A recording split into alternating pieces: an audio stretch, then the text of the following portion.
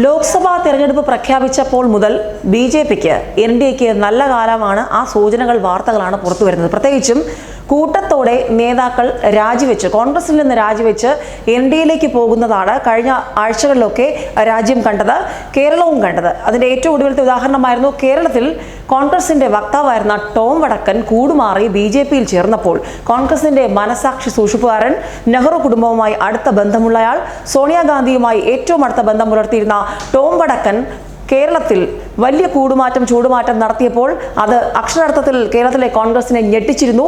ഇപ്പോൾ ഏറ്റവും ഒടുവിൽ അതിന് പിന്നാലെ മുൻ കേന്ദ്രമന്ത്രി കോൺഗ്രസ് നേതാവുമായ എസ് കൃഷ്ണകുമാറും ബി.ജെ.പിയിൽ ചേർന്നിരിക്കുന്നു എന്ന വാർത്തകൾ പുറത്തു വരുമ്പോൾ കേരളത്തിലെ ബി.ജെ.പിയെ സംബന്ധിച്ച് അത് നല്ല കാലം. പ്രത്യേകിച്ചും ചൊവ്വാഴ്ച പോളിംഗ് ബൂത്തിലേക്ക് പോകുമ്പോൾ അവസാന നിമിഷം വലിയ അത്ഭുതമൊന്നും സംഭവിച്ചില്ലെങ്കിൽ പോലും പാർട്ടിയുടെ അടിത്തറ മുൻ കേന്ദ്രമന്ത്രിമാരെ ഉൾപ്പെടുത്തിക്കൊണ്ട് കോൺഗ്രസിന്റെ വക്താക്കൾ തന്നെ ഇങ്ങോട്ടേക്ക് കളമാറ്റി ചവിട്ടിക്കൊണ്ട് നിൽക്കുമ്പോൾ ബി.ജെ.പിയെ സംബന്ധിച്ച് അത് ആശ്വാസത്തിന് വക തരുന്നതാണ്. പ്രത്യേകിച്ചും 2009 സാഹചര്യമല്ല 2014 ബി.ജെ.പി ലോക്സഭാ നിയമസഭാ തിരഞ്ഞെടുപ്പുകളിൽ ഉണ്ടാക്കിയത്. പ്രത്യേകിച്ചും നഗരസഭാ തിരഞ്ഞെടുപ്പുകൾ വന്നപ്പോൾ, പഞ്ചായത്ത് തിരഞ്ഞെടുപ്പുകൾ വന്നപ്പോഴൊക്കെ വലിയ മുന്നേറ്റം പല സ്ഥലങ്ങളിലും ബി.ജെ.പിക്ക് ഉണ്ടാക്കാനായി. ആ കണക്കുകൂട്ടലിൽ തന്നെയാണ് ഇത്തവണയും ബി.ജെ.പി ലോക്സഭാ തിരഞ്ഞെടുപ്പിനെ സമീപിക്കുന്നതും.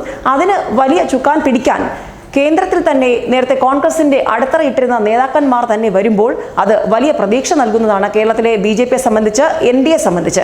മാത്രമല്ല, വെള്ളാപ്പള്ളി നടേശന്റെ മകൻ തുഷാർ വെള്ളാപ്പള്ളി വയനാട് ബി.ഡി.ജെ.എസ് സ്ഥാനാർത്ഥിയായി കളത്തിലുണ്ട്. അതുകൊണ്ട് തന്നെ സമുദായ വോട്ടുകൾ ബി.ഡി.ജെ.എസിന് എൻ.ഡി.എക്ക് അനുകൂലമായി തന്നെ ഇത്തവണ വീഴുമെന്ന് ബി.ജെ.പി കണക്ക് കൂട്ടുന്നു. പക്ഷേ ചില തിരിച്ചടികൾ കഴിഞ്ഞ തിരഞ്ഞെടുപ്പിലൊക്കെ ബി.ജെ.പിക്ക് ഉണ്ടായി. കാരണം എവിടെയാണോ ബി.ഡി.ജെ.എസിന്റെ വോട്ടുകൾ ബി.ജെ.പിക്ക് ലഭിക്കുമെന്ന് കരുതിയത് പലയിടത്തും, പ്രത്യേകിച്ചും വെള്ളാപ്പള്ളി നടേശന് വലിയ സ്വാധീനമുള്ള ആലപ്പുഴയിലെ മണ്ണിൽ പോലും പലയിടത്തും ബി.ജെ.പിക്ക് നിലം തൊടാനായില്ല. എങ്കിൽ പോലും ഇത്തവണ ബി.ജെ.പി ആശ്വാസത്തിന് വകയുണ്ടെന്ന് കണക്ക് കൂട്ടുന്നു.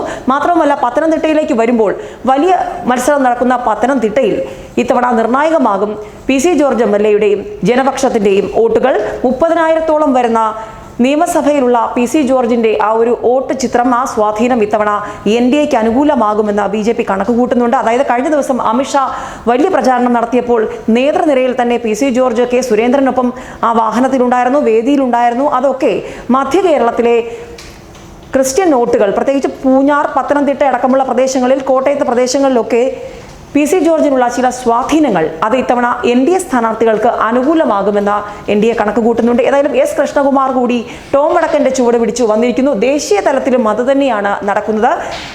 പാർട്ടിയുടെ വക്താവായിരുന്ന ഫയർ ബ്രാൻഡ് പ്രിയങ്ക ശിവസേനയിൽ ചേർന്നിരിക്കുന്നു. കഴിഞ്ഞ ദിവസം ഉദ്ധവ് താക്കറെ ഇരുകൈയും നീട്ടി പ്രിയങ്കയെ സ്വീകരിച്ചത് കോൺഗ്രസിന്റെ മുഖമടച്ചുള്ള ഒരു അടി എന്ന് തന്നെയാണ് രാഷ്ട്രീയ നിരീക്ഷകർ വിലയിരുത്തുന്നത്.